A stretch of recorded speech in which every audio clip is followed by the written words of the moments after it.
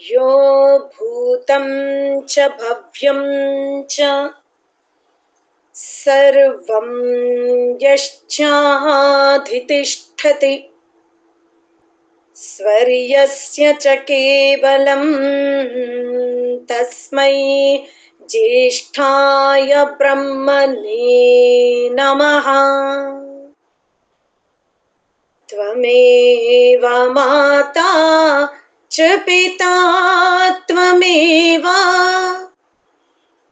त्वमेव बन्धुश्च सखा त्वमेव त्वमेव विद्या द्रविणं त्वमेव त्वमेव सर्वं मम देव देव। भोगान् भुक्ता वयमेव भुक्तास्तपो न तप्तं वयमेव तप्तः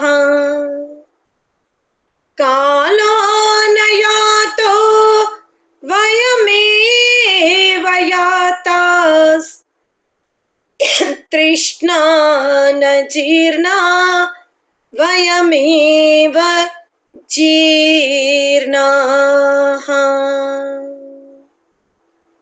ధర్మప్రియ ఆప్త బంధువులారా, మనం ఈశావాస్య ఉపనిషత్తుని వినే ప్రయత్నం చేస్తున్నాం. ఈ ఉపనిషత్తు యజుర్వేదంలోని 40వ అధ్యాయము. అందుకే ఈ ఉపనిషత్తును ఈశోపనిషత్తు అని కూడా అంటారు. అయితే ఈ ఉపనిషత్తులో బ్రహ్మ ప్రాప్తి గురించి చెప్పబడుతున్నటువంటి ఉపాయాలు, ఎవరికి బ్రహ్మ యొక్క సామర్థ్యం లభిస్తుందో చెప్పే ప్రయత్నం ఉపనిషత్తుకారుడు చేస్తూ ఉంటాడు. మనం మొదటి మంత్రములో ఈ ప్రపంచాన్ని పరమాత్ముడు నిమిత్త కారకుడై తయారు చేశాడు. ఉపాదాన కారణం ఉంది. ఆ తర్వాత సాధారణ కారణాలను పరమాత్ముడు ఉపయోగించుకోకుండానే ఈ సృష్టిని నిర్మాణం చేస్తాడు అని మనం తెలుసుకునే ప్రయత్నం చేశాము. ఈ సృష్టిలోని ప్రతి పదార్థము సర్వజీవులు ఉపయోగించుకోవచ్చు, కానీ మానవుడు మాత్రం దాన్ని లోభత్వంతో సొంతం చేసుకోవాలనుకుంటాడు. అది ఏనాటికి కూడా మానవుడికి సొంతము కాదు అని మంత్రం చెప్పింది. ఇక రెండవది, కర్మలు చేస్తూ జీవించాలి. మనం నిష్కామ కర్మలు, సకామ కర్మలు, అకర్మలు, వికర్మల గురించి మనం రెండవ మంత్రంలో తెలుసుకునే ప్రయత్నం చేశాము.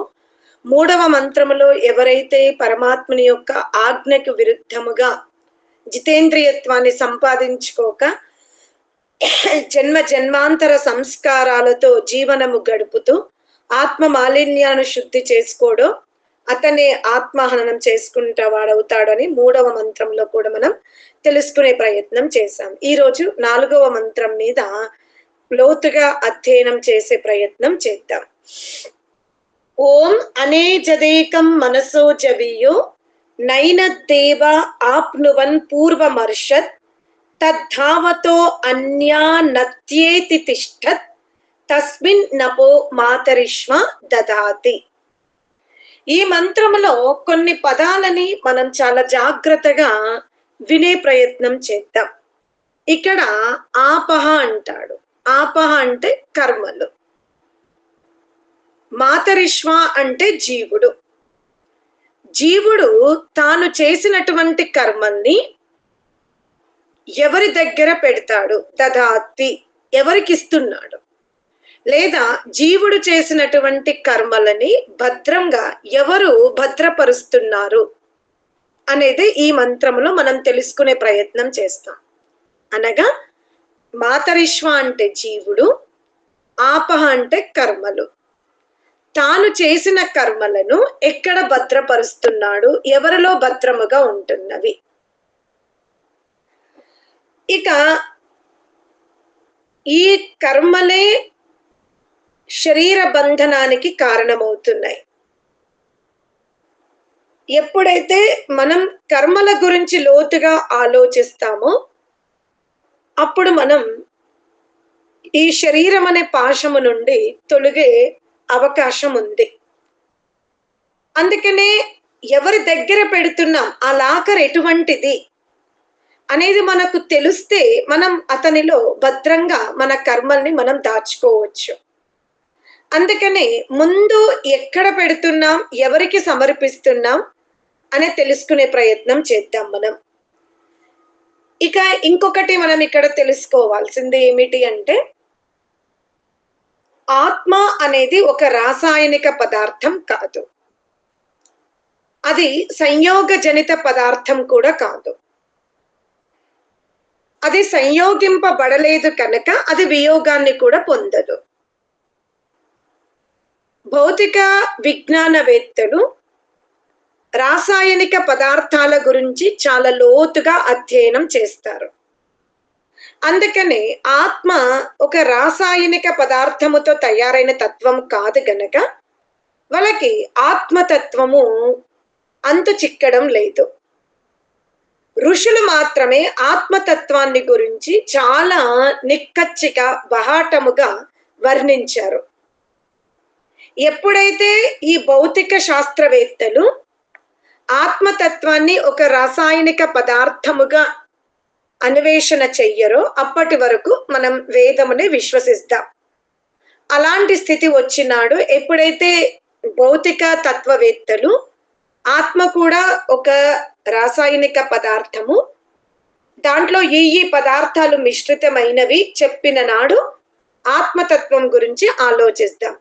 కానీ అప్పటి వరకు ఆత్మ వ్యక్తిగత అనుకము, ఇది సంయోగింపబడదు, కావున వియోగము కూడా దీనికి ఉండదు. దీనికి చిన్న పెద్ద కొలత పొడుగు పొట్టి లావు అనేది ఆత్మకు వర్తించదు. ఆత్మ యొక్క సామర్థ్యం కూడా పెరగడం తగ్గడం అనేది ఉండదు. ఎలా మనము ఒక అద్దము ముందు లేదా స్ఫటిక పదార్థం ముందు మనం ఒక గ్లాస్లో నీళ్లు పోసి అందులో మనము ఏ రంగు యొక్క పువ్వుని పెడితే మనకు ఆ రంగే గోచరం అవుతుంది. అదే విధముగా ఆత్మ దుష్టుల సంపర్కంలో ఉంటే దుష్టత్వముగా మనకు అగుపడుతుంది. విద్వాంసుల సంపర్కంలో ఉంటే చక్కటి నడవడిగా మనం గమనిస్తాము. పరమాత్ముని యొక్క సంపర్కంలో ఉంటే బ్రహ్మ ముఖము వలె ఉంది అని వర్ణన చేస్తాం. కేవలం వాళ్ళ ప్రభావం, వాళ్ళ యొక్క నీడ ఈ ఆత్మ మీద పడ్డం వల్ల మనం ఆత్మను ఆ విధంగా వర్ణించుకుంటూ ఉంటాం. కానీ ఆత్మ స్వయం సత్తాత్మక పరిణతి చెందని ఒక తత్వం. ఇది మనం చాలా జాగ్రత్తగా త్రైతవాదంలో తెలుసుకునే ప్రయత్నం చెయ్యాలి. ఇప్పుడు ఆత్మ ఎవరి ఆధీనంలో ఉంటుంది, ఎవడు ఈ ఆత్మను ఈ దేహాదుల యందు బంధింపజేస్తాడో ఆ వ్యక్తి ఎవరో తెలుసుకునే ప్రయత్నం చేద్దాం. ఈ మంత్రాన్ని నేను ప్రారంభంలో ఉచ్చరించాను, ఇప్పుడు పదవిచ్ఛేదం చేసుకుంటూ చెప్పడానికి ప్రయత్నిస్తూ ఉంటాను. అనేజత్ ఏకం, అనేజత్ ఏకం, దాన్నే మనం సంయుక్తంగా చదివేటప్పుడు అనేజదేకం అని చదువుతాం. విచ్ఛేదము చేస్తే అనేజత్ ఏకం. ఒక వ్యక్తి ఉన్నాడు ఈ లోకములో. ఏజత్ అంటే కదలడము, కంపనము, భయపడ్డము అనే అర్థం వస్తుంది. ఇక్కడ అన ఉపసర్గం పెట్టడం వల్ల ఎవరికి భయపడడు, కదలడు అనే అర్థం వస్తుంది. ఇప్పుడు ఒక పదార్థం కదలాలి అంటే మనము వ్యావహారికంలో కూడా ఏదన్నా శుభకార్యానికి వెళ్ళేటప్పుడు ఈ స్త్రీలు అలంకరించుకునేటప్పుడు కాస్త ఆలస్యం చేస్తూ ఉంటారు. చేస్తున్నప్పుడు ఇంట్లో పెద్దవాళ్ళు కొంచెం గట్టిగా మాట్లాడే వాళ్ళు ఈరోజు మీరు కదులుతారా లేదా అని అడుగుతారు. అంటే అక్కడ కదలడము అంటే ఏమిటి అంటే ఒక స్థానము నుండి మరొక స్థానానికి వెళ్ళే క్రియని మనం కదలడము అంట. అలాగే పరమాత్ముడు ఒక స్థానము నుండి మరొక స్థానానికి కదులుతాడా అంటే లేదు, ఆయన కదలడు. అనేజత్, అతను కదలే తత్వం కాదు. ఎందుకు అంటే మనం లోకములో చూస్తే ఇప్పుడు కుమ్మరివాడిని తీసుకుందాం. కుమ్మరివాడు ఒక చోట ఉండి మట్టి మరొక చోట ఉంటే కుండ తయారవుతుందా? అలాగే సువర్ణకారుని తీసుకోండి. సువర్ణం ఒక చోట ఉంది, దాన్ని తయారు చేసి సువర్ణకారుడు మరొక చోట ఉన్నాడు. మగ్గం ఒక దగ్గర ఉంది, తంతువులు సాలెవాడు మరొక చోట ఉన్నాడు. అప్పుడు పదార్థం యొక్క సిద్ధి జరుగుతుందా అంటే మీరందరూ కూడా అంటారు అలా కుదరదు. కుమ్మరివాడన్న మట్టి దగ్గర నిలబడాలి, లేదా మట్టి అన్న కుమ్మరివాడికి సమీపంలో ఉంటే కుండ తయారవుతుంది అనేది సిద్ధాంతం. కుమ్మరి మట్టి రెండు వేరు వేరుగా చాలా దూరంలో ఉంటే ఆ కార్యం జరగదు. అటులనే బ్రహ్మని కూడా మనం తీసుకుంటే బ్రహ్మ కూడా ఈ జగత్తున యందు ఈ జగత్తులో ఉంటాడు, జగత్తుకు బయట కూడా ఉంటాడు. అంతేకాని జగత్తు ఎక్కడో ఉంది, బ్రహ్మ ఎక్కడో ఉన్నాడు అనేది వర్తించదు. మరి బ్రహ్మ జగత్తున కంటే పెద్దగా ఉన్నాడు, జగత్తే బ్రహ్మలో ఉంది. అప్పుడు ఆయన స్థానాంతరం ఎలా అవుతాడు? అవ్వడు అంటుంది శాస్త్రం. అనగా మనము ఇక్కడ నుండి అక్కడికి వెళ్ళాలి అంటే మన ఆకారం చిన్నగా ఉండాలి, మనం ఆధారముగా చేసుకున్న పదార్థం పెద్దగా ఉండాలి, అప్పుడే మనం కదలగలుగుతాం. మరి పరమాత్ముడే జగత్తు కంటే పెద్దగా ఉన్నాడు, కావున పరమాత్ముడు కదలడు. అందుకనే అనేజత్, ఆయన కదలడానికి వీలు లేదు. ఇక కంపనము అని కూడా ఈ పదములో మనం తీసుకుంటాం. మనకి కంపనం ఎప్పుడు వస్తుంది? కంపనం అంటే వణుకు. మనం ఎప్పుడు వణుకుతాము? భయం వేసినప్పుడు. మనకెప్పుడు భయం వేస్తుంది అంటే మనకంటే ఎదుటి వ్యక్తి సమర్థుడైనప్పుడు, వారు మనలో ఉన్నటువంటి లోపాలను ఏమైనా ఎత్తి పొడుస్తారా అన్న భయం ఉన్నప్పుడు మనలో కంపనం జరుగుతుంది. అనగా సరి సమానమైనటువంటి సామర్థ్యము గల ఇద్దరు లేక ముగ్గురు ఇలా ఎంతమంది ఎక్కువ ఉంటే అంత మనకు వణుకొస్తుంది. ఒక రకంగా ప్రతియోగిత తీసుకోండి. మనము చాలా చక్కగా అక్కడ మన అభిప్రాయాన్ని చెప్పగలుగుతాం. అది పరీక్షా ప్రణాళిక తీసుకోండి, ఇంకేదైనా తీసుకోండి, కాంపిటీషన్ తీసుకుంటాం, పెయింటింగ్, వంటకాలు, ఇలా వివిధ కళల్లో మనకు ప్రతియోగిత ఉంటుంది. మనకు మన వస్తువు మీద మనకు ఒక నమ్మకం ఉంది కాబట్టి మనం తయారు చెయ్యగలిగాం. అనగా మనకు మన సామర్థ్యం మీద ఒక విశ్వాసం ఉంది కనుకనే మనం ఆ ప్రతియోగితలో తప్పకుండా పాల్గొనే ప్రయత్నం చేస్తున్నాం. కానీ మనకు భయం వేస్తుంది. ఎందుకు అంటే అక్కడ మనకంటే ఎక్కువ కళాకారులు ఉన్నారేమో అన్న ఒక సందేహము మనని భయం వైపు నడిపిస్తుంది. మరి పరమాత్మునికి సరి సమానమైన వాడు కానీ, పరమాత్ముని వలె సమర్థుడు కానీ, పరమాత్ముని యొక్క జ్ఞానానికి తులాభారం వేసినటువంటి అట్లాంటి జ్ఞానవంతులు కానీ ఈ ప్రపంచంలో లేరు.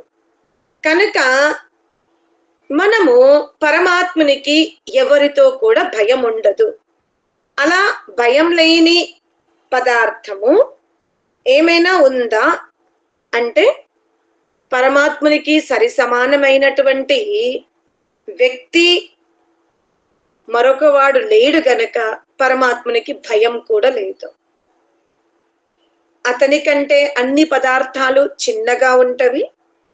అతనే సర్వ పదార్థాలను ధరించుకొని ఉన్నాడు గనక అతనిలో కదలిక ఉండదు, భయము ఉండదనేది మనం అనేజత్ ఏకం అనే పదము ద్వారా తెలుసుకున్నాం. అనగా ఇలాంటి భయము లేనివాడు కదలని అంటే స్థానాంతరము కాని శక్తి ఎన్నున్నాయంటే ఏకం, ఒక్కడే.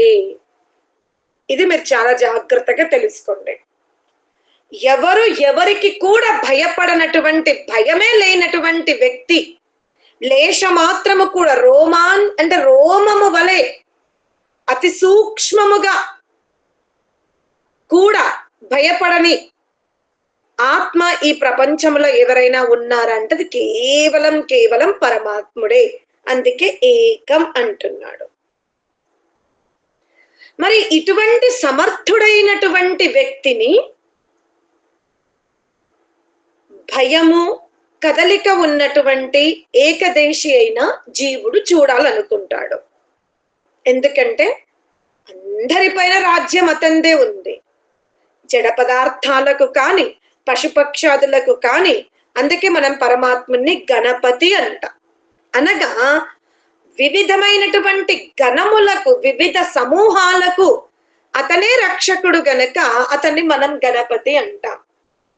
మరి అటువంటి సమర్థుడైన గణపతిని ఎవరైనా దర్శించుకోవాలని అనుకుంటారు, చూడాలనే అనుకుంటారు, స్పర్శించాలనుకుంటారు, సామీప్యంలోకి వెళ్ళాలి అనుకుంటారు. కానీ మళ్ళీ అతనే పరిచయం ఇస్తున్నాడు. నీ కోరిక తప్పులేదు. ఇంతటి సమర్థుణ్ణి నువ్వు చూడాలనుకోవడం, తాకాలనుకోవడం, అతి సామీప్యంలోకి రావాలనుకోవడంలో తప్పు లేదు. కానీ ఎన్నుకున్న మార్గం, తీసుకున్న సాధనాలు మాత్రం చాలా విపరీత దశలో ఉన్నవి. ఎలా అంటారా? చూడాలనే కోరిక ఇది యథార్థమైనదే. అంటే దర్శించుకోవాలి అని అనుకున్నప్పుడు ఆ దర్శనానికి ఉపయోగించే ఏది దర్పణం ఉందో ఆ దర్పణం అనే సాధనాన్ని మనం చాలా విపరీత దశలో తీసుకుంటున్నాం. మనం ఈ ప్రకృత్యాది పదార్థాలను ఇంద్రియాల ద్వారానే దర్శిస్తాం. నేను చాలాసార్లు కూడా చెప్పాను, దర్శనము అంటే తెలుసుకోవడం, ఆస్వాదించడం అని చెప్పాను. అందుకే మనము కర్ణము ద్వారా శబ్దాన్ని వింటాము, అది కూడా దర్శనమే అని తెలుస్తుంది, మనని ఎవరో పిలుస్తున్నారని. చక్షువు ద్వారా రూపాన్ని చూస్తాము, అది కూడా దర్శనమే. నాసిక ద్వారా మనం ఘ్రాణాన్ని గ్రహిస్తాము, అది కూడా దర్శనమే. నాలుక ద్వారా రుచిని స్వీకరిస్తాము, అది కూడా దర్శనమే. తక్కు ద్వారా స్పర్శిస్తాము, అది కూడా దర్శనమే. మరి ఈ జీవుడు కూడా పరమాత్ముని దర్శించుకోవాలి అనుకుంటాడు. జీవుడు ప్రకృత్యాది పదార్థాలను ఇంద్రియాల ద్వారా దర్శించే అభ్యాసానికి ఎంత బానిస అయిపోయాడంటే, నేను ప్రతి పదార్థాన్ని ఇంద్రియాల ద్వారా, ఏది బాహ్య ఇంద్రియాల ద్వారానే చూస్తాను.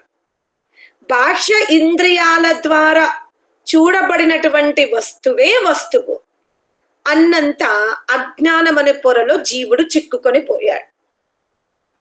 శబ్దము, రూపము, రసము, గంధము, స్పర్శ ఎక్కడైతే ఉందో అదే వస్తువు, అదే ఉన్నది, దానికే ఉనికి ఉందన్నంత భ్రమలోకి వెళ్తాడు. విచిత్రం ఏమిటి అంటే ఆ పరమాత్మలో రూపము లేదు, ఆ పరమాత్మలో స్పర్శ లేదు, ఆ పరమాత్మలో శబ్దము ఉండదు, ఆ పరమాత్మలో సురభి ఉండదు. అందుకనే జీవుడు ఏ విషయాల వైపు బానిసగా, అనగా ఎక్కడైతే శబ్దం ఉందో, ఎక్కడైతే రూపం ఉందో, ఏదైతే రసముగా ఉందో, ఏదైతే రుచిగా ఉందో, ఏదైతే స్పర్శగా ఉందో, దాన్ని నేను దర్శించుకున్నాను, ఆస్వాదించాను అన్న ఈ జ్ఞానములో మునిగిపోయినటువంటి జీవాత్మని పరమాత్ముడు వేరుగా వర్ణిస్తున్నాడు. నేను రూపము కాదు, నేను రూపాన్ని నిర్మాణం చేస్తాను కానీ నేను రూపం కాదు. నేను శబ్దాన్ని ప్రకటింపజేస్తున్నాను కానీ నేను శబ్దం కాదు. నేను ఈ ప్రకృతిలో సురభి అసరుభి అనే గంధాన్ని నేను వాయువు ద్వారా, పుష్పాల ద్వారా మీకు ఇస్తున్నా, కానీ నేను సురభిని కాదు, అసురభిని కాదు. కానీ అలానే నేను లేనని కాదు, నేనున్నా. ఎవరి కోసం ఉన్నాను? నీ కోసమే ఉన్నా. నీవు కూడా నన్ను దర్శించుకోవాలని అనుకుంటున్నావు. నేనున్నది నీ కోసమే, నీవు కూడా నన్ను దర్శించుకోవాలి అనుకుంటున్నావు.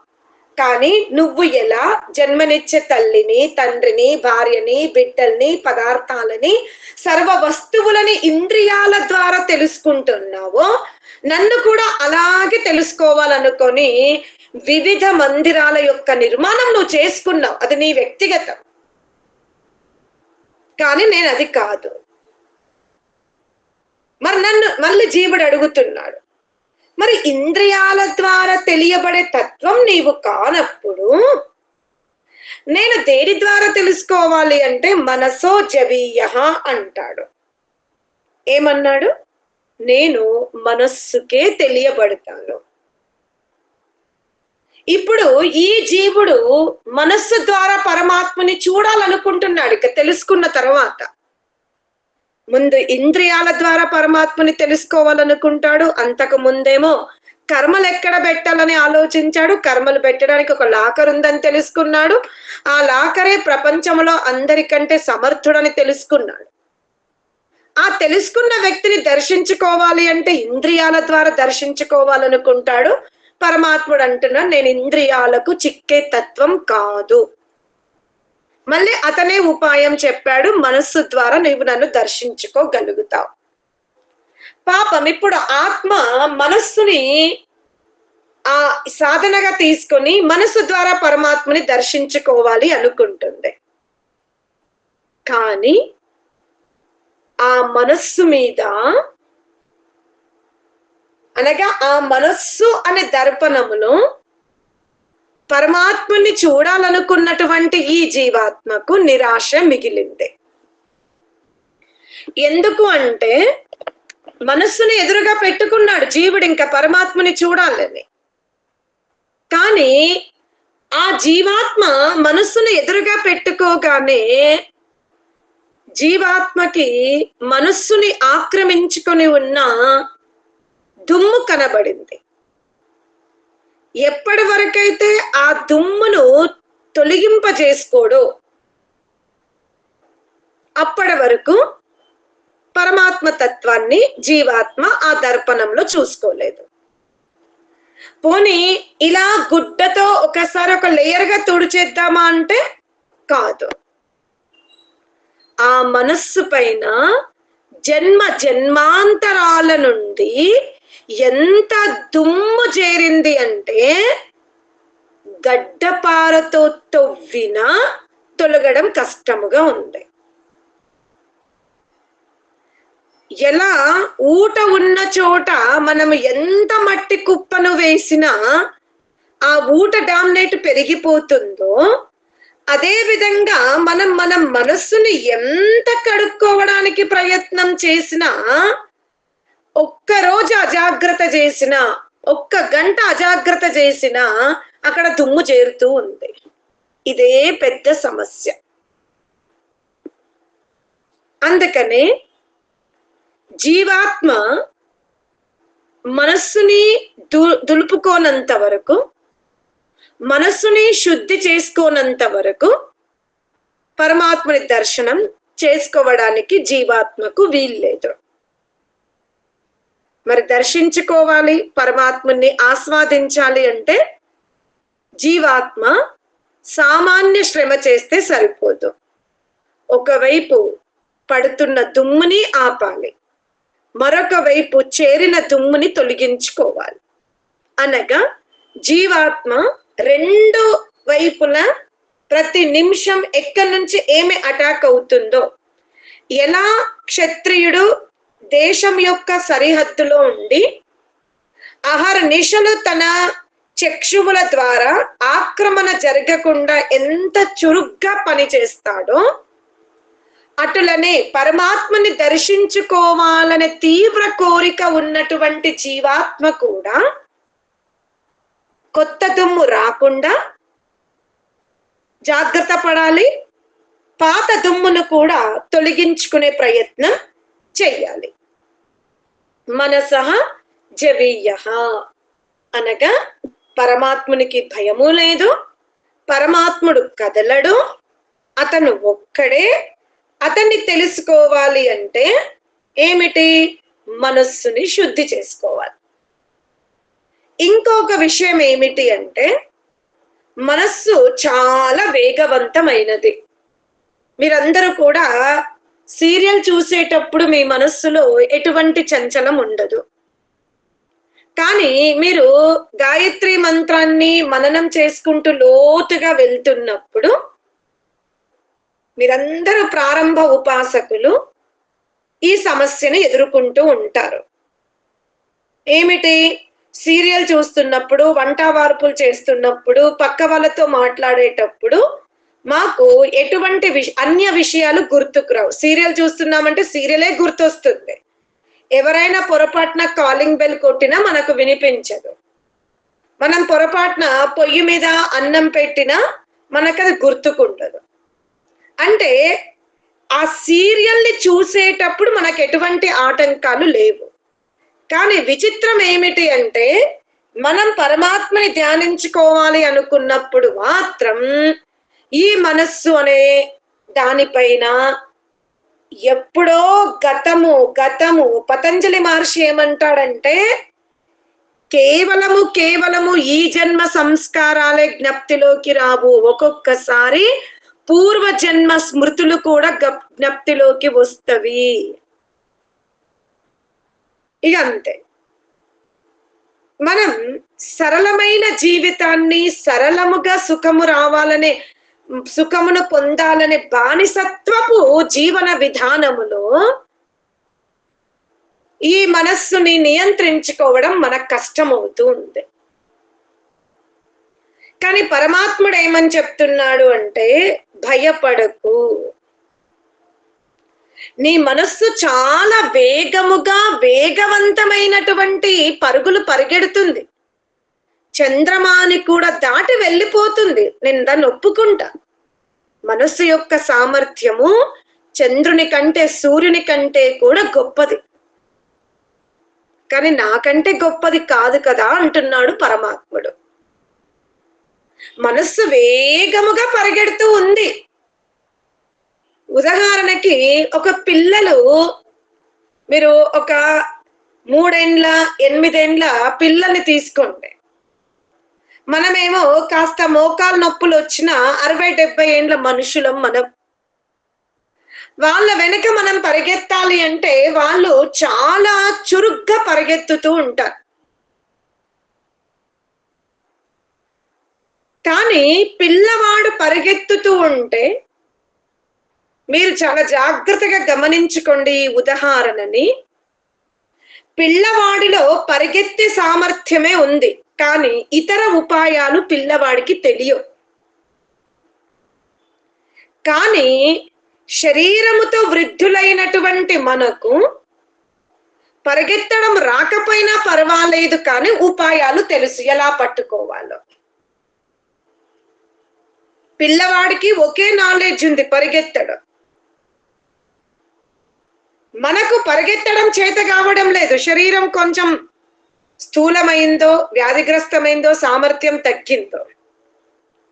కానీ అనుభవముతో, ఉపాయాలతో మనం ఆ పిల్లవాడిని పట్టుకుంటాం. చిక్కిపోతూ ఉంటాడు పిల్లవాడు, మనకు దక్కుతాడు. అంటే మనం ఆ పిల్లవాడిని పట్టేసుకుంటాం. ఆశ్చర్యపోతాడు కూడా పిల్లవాడు. నువ్వు పరిగెత్తలేదు, నన్ను ఎలా పట్టేసుకున్నావు నానమ్మ అని అడుగుతాడు. ఇక్కడ కూడా మనస్సుకి బాలకుని వలె పరిగెత్తడం మాత్రమే తెలుసు, కానీ ఆత్మకి ఉపాయాలు తెలుసు, ఆ మనస్సును ఎలా ఆపాలో.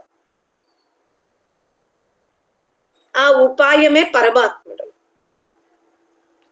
ఎప్పుడైతే మనస్సు పరిగెడుతూ ఉందో, ఎంత దూరం పరిగెత్తినా, ఎంతటి ఘోరమైనటువంటి సంకల్పాలను పట్టుకొచ్చినా, ఎంతటి చెత్తా చెదారాన్ని గ్రహించడానికి మనస్సు ప్రయత్నం చేసినా, అక్కడ ఈ మనస్సు వెళ్ళిన దానికంటే ముందు పరమాత్ముడు అక్కడ ఉన్నాడనే ఒక్క ధారణ మనస్సుని వెనక్కి పుష్ చేస్తుంది. నువ్వు ఎక్కడికి పరిగెత్తినా పరిగెత్తు, అక్కడ కూడా పరమాత్ముడే ఉన్నాడు. నేను ఏ సమర్థుడైన పరమాత్ముని దర్శించుకోవాలి అనుకుంటున్నాను, ఏ సమర్థుడైన పరమాత్ముని నేను పొందాలనుకుంటున్నానో, ఏ సమర్థుడైన పరమాత్ముని నేను కౌగిలించుకోవాలనుకుంటున్నావో, ఆ సాధనం నీవని తెలిసి నువ్వు పరిగెడుతున్నావు. పరిగెత్తు, నాకేమి బాధ లేదు. ఎందుకంటే నువ్వు ఎక్కడైతే పరిగెడుతున్నావో ఆ పరిగెత్తడం నీకంటే ముందు ఆయన అక్కడ ఉన్నాడు. అంటే ఇటువైపు నేనున్నాను, అటువైపు పరమాత్ముడు ఉన్నాడు. నా వెనుక కూడా పరమాత్ముడే ఉన్నాడు, నా దక్షిణము పరమాత్ముడే ఉన్నాడు, నా ఉత్తరం ఊర్ధ్వం అధః సర్వం పరమాత్ముడే ఉన్నాడు. ఇక మనసు నువ్వు పరిగెత్తు, నాకేం భయం లేదు. మనసః జబీయః. ఈ సూక్ష్మ విషయాన్ని జీవుడు ఎప్పుడైతే తెలుసుకుంటాడో, ఎప్పుడైతే మనస్సుకి ఈ విధమైనటువంటి ఉపదేశం చేస్తాడో, అప్పుడిక మనస్సు అనుకుంటుంది లాభం లేదు, నేను ఇతనిని కాదని పరిగెత్తినా అక్కడ ఇంకో సమర్థుడు నన్ను పట్టేసుకుంటున్నాడు, ఎందుకు నేను పరిగెత్తాలి, నేనెందుకు పట్టుబడాలి అని ఇక మనస్సు చాలా నిదానమైపోతూ ఉంటుంది. ఈ విషయాన్ని మనం గమనించుకోవాలి. తర్వాత నైన దేవాః ఆప్నువన్, ఈ మంత్రములో న ఏన దేవాః ఆప్నువన్. ఇక్కడ దేవా అనే శబ్దముతో మనం ఇంద్రియాలను తీసుకోవాలి. ఇంద్రియాల ద్వారా ఆ పరమాత్ముని మనం పొందలేము. నా దేవాః ఆప్నువన్. మీరు ఎంత ప్రయత్నము చేసినా ఇంద్రియాల ద్వారా పరమాత్ముని మనం పొందలేము. మళ్ళీ ఏమంటున్నాడు? నైన దేవాః ఆప్నువన్. ఇక్కడ ఇంద్రియాలు ఎందుకు అనబడుతున్నవి? ఈ చక్షురాది ఏవైతే అవయవాలు ఉన్నాయో వీటిని మనం దేవతలను ఎందుకన్నాము, ఇంద్రియాలు ఎందుకన్నాము అనంటే, వీటిని ఉపయోగించుకునే వాడి పేరు ఇంద్రుడు అన్నమాట. వీటిని ఎవరు ఉపయోగించుకుంటారు? ఇంద్రుడు. ఇక్కడ ఇంద్రుడు అంటే ఎవరు? జీవాత్మ. జీవాత్మకు ఇవి సాధనాలు గనక వీటిని మనం ఇంద్రియాలు అంటాం. జీవాత్మ ఈ ఇంద్రియ సాధనాల ద్వారా అనేక పదార్థాలని సొంతం చేసుకుంటుంది. అందులో లేశమాత్రము కూడా సందేహం లేదు. కానీ ఒక్క వస్తువుని మాత్రం ఆత్మ ఇంద్రియాల ద్వారా పొందలేదు. సమస్త భూగోళ పదార్థాలన్నింటినీ కూడా ఆత్మ ఇంద్రియాల ద్వారా పొందగలుగుతుంది, ఆస్వాదించగలుగుతుంది. కానీ ఒకే ఒక తత్వం ఉంది, అది ఇంద్రియాలకు చిక్కదు. మరి ఆ ఇంద్రియాలను ఎవరు తయారు చేశారంటే పరమాత్ముడే తయారు చేశాడు. నైన దేవాః ఆప్నువన్. ఆ పరమాత్ముని, ఏ పరమాత్ముని? అనేజదేకం, ఎవనికైతే లేశ మాత్రము కూడా భయం ఉండదో, ఎవడు స్థానాంతరము కాడో, ఎవడు మనస్సు కంటే వేగముగా ముందక్కడున్నాడో, అట్టి పరమాత్ముని ఇంద్రియాలు పొందలేవు అంటాడు. మళ్ళీ ఏమన్నాడు? తద్ధావతః అన్యాన్ అత్యేతి తిష్టత్ అనగా తత్ ధావతః అన్యాన్ అతి ఏతి తిష్టత్. ఆశ్చర్యం ఏమిటి అంటే పరమాత్ముడు మాత్రం స్థిరముగా ఉన్నాడంట, ఏ ఒత్తిడి లేకుండా. మరి ఎవరు పరిగెత్తుతున్నారు? ఎవరు పరిగెడుతున్నారు అంటే ఈ జీవుడే.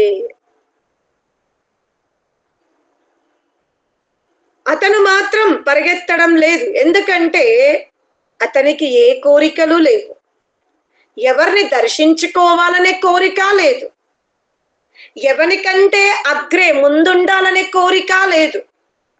రూపవంతుల్లో రూపము, సుందర అంటే గుణవంతుల్లో గుణవంతుడు, సంగీతజ్ఞుల్లో సంగీతజ్ఞుణ్ణి, కవి సమ్మేళనంలో కవితజ్ఞుణ్ణి, ఇలాంటి కోరికలు పరమాత్మునికి లేనే లేవు. అందుకే అతను పరిగెత్తడంట. అతనే కవి, అతనే సంగీతకారుడు, అతనే సర్వమైన తరువాత అతను ఎవరి వెనుక పరిగెత్తుతాడు? అతని వెనుక ఎవరు పరిగెడుతున్నారంటే కోటాన కోట్ల అనంత జీవులు అతని వెనుక పరిగెడుతూ ఉన్నవి. ఆ పరమాత్ముడు మాత్రం ఎవ్వరి వెనుక పరిగెత్తడు. తద్ధావతః, అతన్ని చూడాలి, అతన్ని నేను పొందాలి, అతని సామీప్యంలోకి వెళ్ళాలి అని జీవాత్మ పరిగెడుతుంది. పరుగో పరుగు పరిగెడుతూ ఉంది పరమాత్మని దర్శించుకోవడానికి.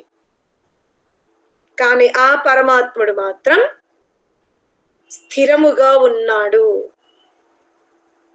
నిశ్చయముగా స్థిరముగా ఉన్నాడు. ఇంద్రియాల ద్వారా అగుపడడు, మనస్సు కంటే వేగముగా ఉన్నాడు, ఎవరికి ఆ పరమాత్ముడు భయపడడు.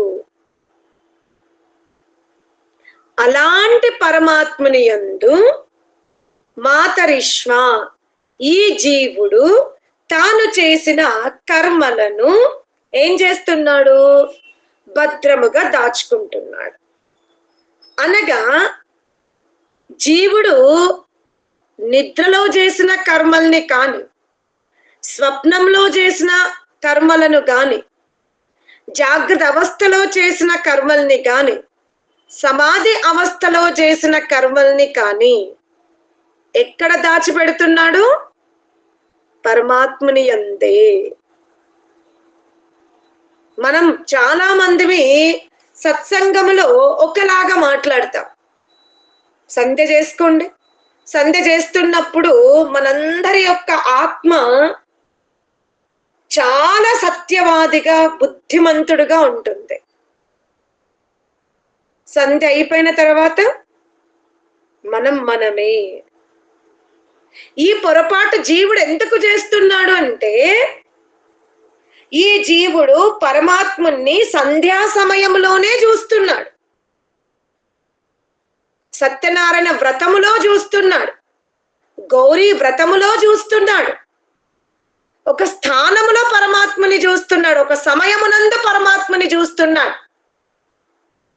అన్య సమయములో పరమాత్ముని చూడడం లేదు, ఒప్పుకోడు కూడా. అందుకే అబద్ధాలు ఆడతాం, అందుకే మనసులో ఒకటి పెట్టుకొని వాక్కుతో ఒకటి చెప్తాం. అసలు మనస్సులో ఆలోచించిన దానికి వాక్కుతో చెప్పిన దానికి పొంతన ఉండదు. అంతకంటే భయంకరంగా మనం చేసేది ఏంటంటే చేష్టల ద్వారా, ఒకదానికి ఒకటి లింకే ఉండదు. ఆ పరమాత్ముడు మాత్రం స్థిరముగా ఉంటూ మనం వాక్కుతో ఏం చెప్తున్నాము, శరీరముతో ఏం చేస్తున్నాం, మనస్సుతో ఏం ఆలోచిస్తున్నామో చాలా జాగ్రత్తగా ఈ బ్రహ్మ అనే సింహాసనం అంటే ఈ జగత్తు అనే సింహాసనం మీద కూర్చొని బ్రహ్మగా ఈ జగత్తును సింహాసనముగా మార్చుకొని తన రాజ్యములో ఎవరికి భయపడకుండా నిశ్చయముగా అటలుడై కూర్చున్నాడు. మనమేమనుకుంటున్నాము, ఈ జగత్తునందు రాజుగా కూర్చున్నటువంటి బ్రహ్మ ముఖము ఇటువైపు ఉంది కదా అని రథం కిందికెళ్ళి కూర్చొని మనకు నచ్చినట్టుగా జీవనం గడుపుతున్నాం. కానీ బ్రహ్మ ఆ రథాన్ని నలువైపులా ఆక్రమించుకొని ఉన్నాడు. ఎలా ఒక కంపెనీ యజమాని తన కార్యాలయములో జరుగుతున్న ప్రతి వర్క్ మీద, ప్రతి వర్కర్ మీద, ప్రతి కస్టమర్ ని ఒక చోట కూర్చున్న సీసీ కెమెరా ద్వారా ఎలా పసిగడతాడో, పరమాత్ముడు కూడా ఈ జీవాత్మ యొక్క సమాధి అవస్థయందు, సుషుప్తి అవస్థయందు, జాగృత అవస్థయందు, స్వప్న అవస్థయందు జీవుడు ఏమి ఆలోచిస్తున్నాడో, ఎటువంటి కర్మలకు యోజన చేస్తున్నాడో సర్వమును పరమాత్ముడు చూస్తాడు. కేవలం సమాధి సమయములో బుద్ధిమంతుడుగా, అమాయకుడుగా తండ్రి నీవే రక్షకుడవు అని వేడుకుంటున్న స్థితినే పరమాత్ముడు చూడడం లేదు. నువ్వు జాగ్రత్త అవస్థలో క్రియలు చేస్తున్నప్పుడు ఎలా చేస్తున్నావు, ఈ సర్వాన్ని పరమాత్ముడు చూస్తాడు. అందువలననే జీవాత్మ ఎంత జాగ్రత్తలు తీసుకున్నా ఏంటి, పరమాత్ముని ఒక స్థానములో బంధింపజేసి ఆయనకి మందిరాలు, మస్జిద్లు, చర్చిలు కట్టి బ్రహ్మాండాన్నంతా తన రాజ్యముగా భావించి జీవుడు రాజ్యమేలుతున్నప్పటికీ కూడా పరమాత్ముడు ఆ జీవుడు యొక్క అజ్ఞానాన్ని చూసి కాస్త ఒక చిరునవ్వు నవ్వేస్తున్నాడు అంతే. నేను మందిరములో చేతులు జోడించి కూర్చున్నప్పుడు ఒకలాంటి భావన, ఇక నేను మందిరానికి తాళమేసా, కర్టన్ కూడా వేసేస్తా, దేవుడికి కర్టన్ కూడా వేసి తాళాలు వేసేస్తాం మనం. పరమాత్ముని పరద వెనక పెట్టేస్తాం, పరద ముందు నిలబడిక మనం తైతక్కలు ఆడుతున్నాం. కానీ ఆ పరమాత్మునికి ఎవ్వరూ పరద వెయ్యలేరు. ఆ పరమాత్ముడు జవీయ, మనస్సు కంటే వేగముగా ఉన్నాడు. నీవన్నా నెమ్మదిగా నడుస్తున్నావు, పరమాత్ముడు నీకంటే ముందు గమ్యం చేరుకొని ఉన్నాడు. అందుకనే ఓ జీవాత్మ, జాగ్రత్తగా కర్మలు చెయ్యు. నీ కర్మలు ఎక్కడికి పోవు. నీవు శుభకర్మలు చేసినా, అశుభ కర్మలు చేసిన, కాశీలో చేసిన, శ్మశాన వాటికలో చేసిన చాలా మంది మీరు చూడండి, వివాహాది శుభతంతువుల్లో మాత్రం చాలా ఉత్సాహంగా ముందుకొస్తారు. కానీ శ్మశాన వాటికకి సంబంధించిన ఆ అంత్యేష్టి క్రతువు చెయ్యాలంటే చాలా భయపడతారు. ఎవరైనా అంత్యేష్టికెళ్ళి ఆ క్రతువు చేసి మళ్ళీ స్నానం చేసి మరొక శుభకార్యానికి వెళ్తే కూడా లోకము వెళ్ళొచ్చా వెళ్ళకూడదా అన్న స్థితిలో ఉంటాం. మీరందరూ కూడా జాగ్రత్తగా గమనించుకోవాలి. సాంప్రదాయాలని మనం సిద్ధాంతముగా ఎప్పుడు మార్చకూడదు. మనందరి సాంప్రదాయం ఏమిటి అంటే, ఎవరింటిలో అయినా మృత్యువు జరిగితే మనం వాళ్ళ ఇంట్లో తినకూడదు. అది ఎందుకు అనేది మనం తెలుసుకోవాలి. అంటే వాళ్ళ ఇంట్లో మనం దూరం ప్రయాణం చేసి వెళ్ళాం, చాలా దూరం నుండి ప్రయాణం చేశాం. ఇరుగు పొరుగు వాళ్ళు మనకు భోజన వ్యవస్థ చెయ్యలేరు. కానీ మనం ఎవరినైతే మృత్యువు జరిగిందని పలకరించడానికి వచ్చామో వాళ్ళ ఇంట్లో భోజనం ఉంది. మనకి మన పెద్దవాళ్ళు ఏం చెప్పారు, చావింట్లో తినద్దు అని చెప్పారు. ఇది సత్యమే. ఎందుకు తినకూడదు, ఎందుకు తినాలి రెండూ చెప్తున్నా. మనం అదే గ్రామస్తులమైతే తినకూడదు, లేదా మనం ఎంబడా తిరిగి ప్రయాణం ఎంత దూరం నుండి వచ్చామో అంత దూరం ప్రయాణం చేసే వరకు మన దగ్గర ఆహారము సరిపోయేంత ఉంది, మనకి నీరసం కానీ చక్కెర కానీ మనం ఢడాన్న కింద పడే అలాంటి స్థితి ఏమీ లేదు. ఎందుకంటే మనం వెంబడ కొన్ని పదార్థాలు తినడానికి వ్యవస్థ చేసుకొని వచ్చాము అన్నప్పుడు కూడా మనం తినకూడదు. కానీ మనం వ్యవస్థ చేసుకోలేదు, ఇరుగు పొరుగు దగ్గర తినే వ్యవస్థ లేదు, కేవలం ఇప్పుడు వాళ్ళ ఇంట్లోనే మనకు వ్యవస్థ ఉంది. తినకపోతే యాత్రలో మనం పడిపోయే అవకాశం ఉంది. ఆ సమయంలో సాంప్రదాయాన్ని వదిలిపెట్టండి, తినాల్సిందే. అయితే ఎందుకు తినకూడదు అనేది నేను చెప్తున్నా. మనకు కుర్వన్నవేహ కర్మలో పంచమహాయజ్ఞాల విధానం ఉంది. అతిథి యజ్ఞం చెయ్యాలి, ప్రతి గృహస్థుడు అతిథి యజ్ఞము చెయ్యాలి, పితృయజ్ఞము చెయ్యాలి. ఇప్పుడు ఏ గృహస్థులైతే అతిథి యజ్ఞము చెయ్యకుండా భుజిస్తారో వాళ్ళు పుణ్యం సంపాదించుకోరు. మరి ఎవరింట్లో అయితే మృత్యువు జరిగిందో అక్కడ మనం ఎందుకు తినకూడదు అంటే, ఇప్పుడు వాళ్ళు మనకు అతిథులు, వాళ్ళకు మనం అతిథులం కాదు. ఎవరైతే శోకములు మునిగి తేలారో అటువంటి వారు మనకు అతిథులు కాబట్టి ఆ అతిథులని సంతృప్తి పరచవలసిన బాధ్యత ఓదార్పుతో కానీ భోజనాది పదార్థాలతో కానీ లేదా చేయూతగా మేము ఉంటాము అనే ఈ శక్తి గాని ఇవ్వడానికి వాళ్ళు మనకిప్పుడు అతిథులు. సామాన్య సమయంలో మనము వాళ్లకు అతిథులవుతాము, దుఃఖద సమయములో వాళ్ళు మనకు అతిథులవుతారు. అందుకనే దుఃఖముల మునిగి తేలి ఉన్నారు గనక మనం అటువంటి వారికి బుక్కెడ అన్నం పెట్టాలి, కానీ అక్కడ వెళ్ళి మనం భుజించకూడదు అనేది ఒక మహత్ సద్గుణ ప్రవృత్తి. ఇది మనం గమనించుకోవాలి. అనగా వివేకముతో పనులు చెయ్యకుండా వీళ్ళింట్లో తింటే నాకు మృత్యు వస్తుందా అని షుగర్ హై ఉంది లేదా లో బీపీ అవుతుంది, తినలేదు, తప్పకుండా మృత్యు వస్తుంది, తింటేనే మృత్యువు రాదు. ఇది మీరు గమనించుకోవాలి. దుఃఖద వాతావరణంలో ఉన్నటువంటి సభ్యులు మనకు అతిథులు గనక మన శాస్త్రములో అతిథి పూజ ఉంది గనక మనం వారికి భోజనం పెట్టాలి. ఇది మనం గమనించుకోవాలి. అందుకనే మాతరిష్మ దదాతి. జీవుడు అజ్ఞానముతో చేసిన, జ్ఞానముతో చేసిన, తెలిసి చేసిన, తెలియక చేసిన, సమాధిలో చేసిన, తురియ అవస్థలో చేసిన, స్వప్నములో చేసిన, జాగ్రత్త అవస్థలో చేసిన సర్వం పరమాత్ముని దగ్గరే జమ చెయ్యబడుతవి.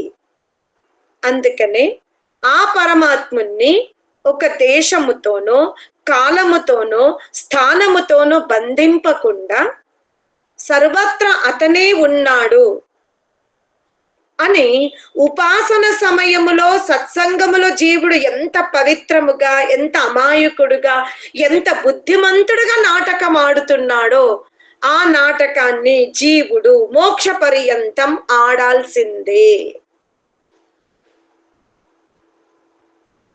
స్థానముతో నాటకం ఆడకండి. ఉపాసనలో ఉన్నాం కాబట్టి బుద్ధిమంతులు, ఎదురుగా విద్వాంసుడు ఉన్నాడు కాబట్టి బుద్ధిమంతులుగా కూర్చోవడం, ఎదురుగా గొప్ప తండ్రి ఉన్నాడు కాబట్టి బుద్ధిమంతులుగా కూర్చోవడం కాదు.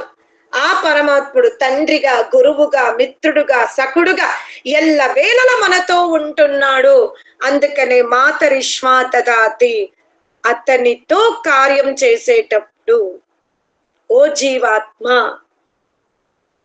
కర్మలని భద్రముగా పరమాత్ముని అనే లాకర్లో పెట్టుకో.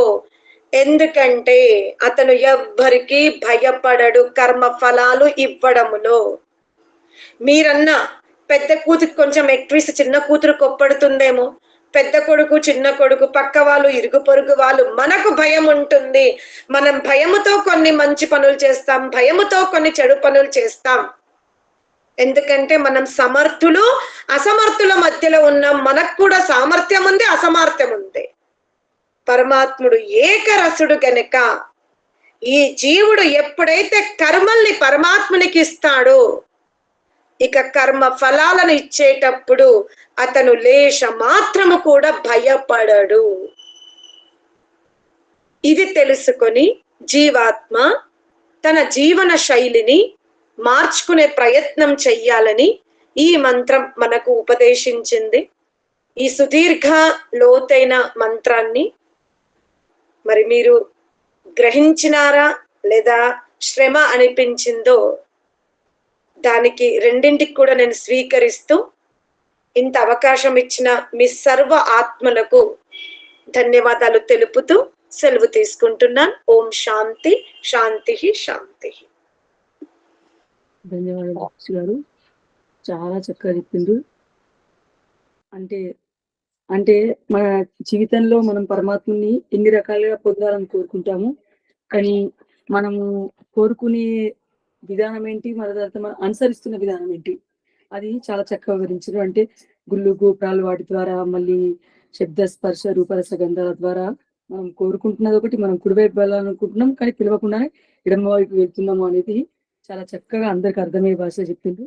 ముందుగా మీరు ఈశావాస్య ఉపనిషత్తులోని 4వ మంత్రమైన అనేజదేకం మనసో జవీయు నైనతీవ ఆత్మవన్ పూర్వమర్శద్ అనే మంత్రం వచ్చి చాలా చాలా చక్కగా వివరించిండ్రు.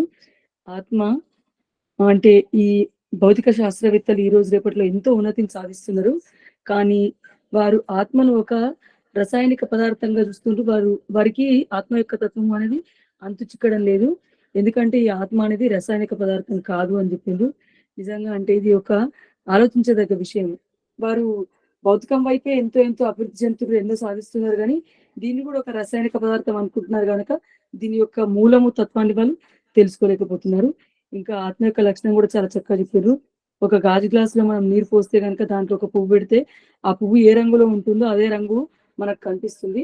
అదే రకంగా ఆత్మ లక్షణం కూడా మనం మంచివారితో ఉంటే కనుక మంచివారిగా మారుతాము, చెడ్డవారితో ఉంటే కనుక చెడ్డవారిగా మారుతాము. వారి యొక్క లక్షణం మన వైపు ఉంటుంది, మనపై ఆపాదించబడుతుంది అని కూడా చెప్పిండ్రు. ఇంకా మనం ఆ పరమాత్మను పొందాలనుకుంటే కనుక కుమ్మరివాడు మట్టి దూరం దూరం ఉంటే అవి కలవలేవు, స్వర్ణకాడు దూరం దూరం ఉంటే ఒక నగ నిర్మాణం కాదు. అదే రకంగా మనం కూడా ఆత్మతో పరమాత్మ సంపర్కంతో ఉంటే కనుక పరమాత్మను సిద్ధించుకోగలుగుతాం అని కూడా చెప్పిండ్రు. ఇంకా పరమాత్మ ఏకరసుడు,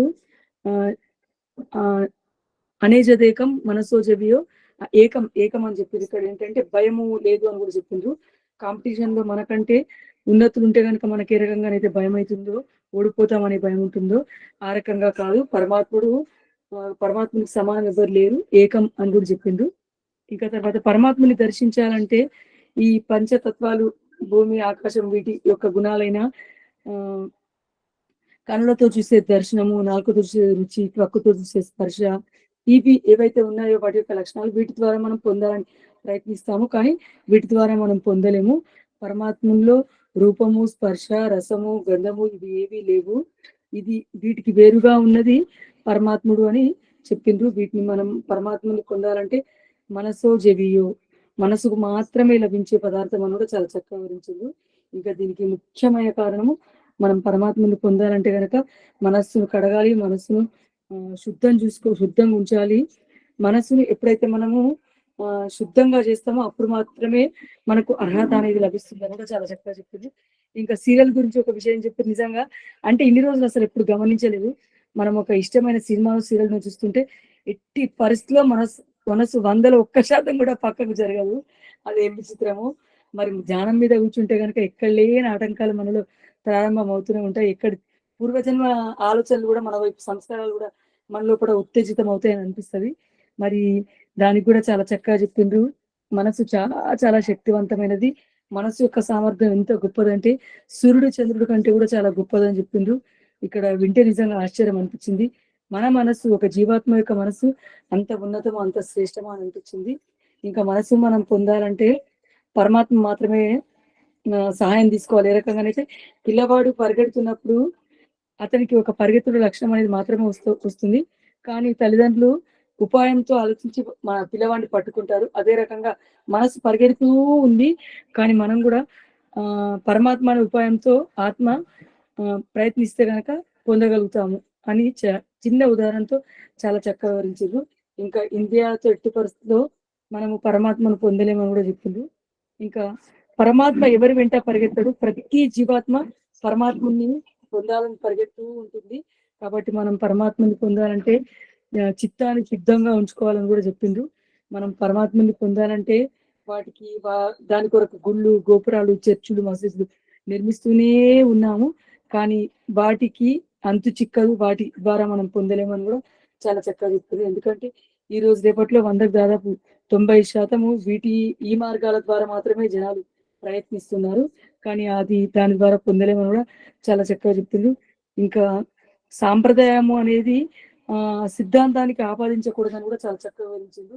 మరణించిన వాళ్ళ ఇంట్లో కనుక మనము అవసరం ఉంటే భోజనం చేయాలి, మనకు వ్యవస్థ ఉన్నచో మాత్రం భోజనం చేయకూడదు అని కూడా చక్కగా వివరించదు. ఇంకా మొత్తంగా చివరగా మనం జీవాత్మ కర్మలను చేస్తూనే ఉంటాడు. కానీ కర్మలను పరమాత్ముడు అనే లాకర్లో కనుక మనం భద్రపరుచుకుంటూ ఉంటే గనక మనం వాటిని మన కర్మానుసారం పొందగలుగుతాము అని చాలా చక్కగా చెప్పారు. కాబట్టి మనం సుకర్మలను చేయాలి, మంచి కర్మలను చేయాలి, మనసును ఎప్పుడు శుద్ధంగా ఉంచుకోవాలి అని చాలా సరళమైన భాషలో ఈశావాస్యంలోని 4వ మంత్రాన్ని వివరించింది. మీకు ధన్యవాదాలు. శాంతి పడంతో మన కార్యక్రమాన్ని ముఖ్యం. ఓం జో శాంతిరంతరిక్షం శాంతి, పృథివీ శాంతిరాపః శాంతి, ఓషధయ శాంతి, వనస్పతయ శాంతిర్విశ్వే దేవా శాంతి, బ్రహ్మ శాంతి, సర్వం శాంతి, శాంతిరేవ శాంతి సామా శాంతిరేది. ఓం శాంతి శాంతి శాంతి. మీకు మరొకసారి ధన్యవాదాలు. అందరికీ నమస్తే.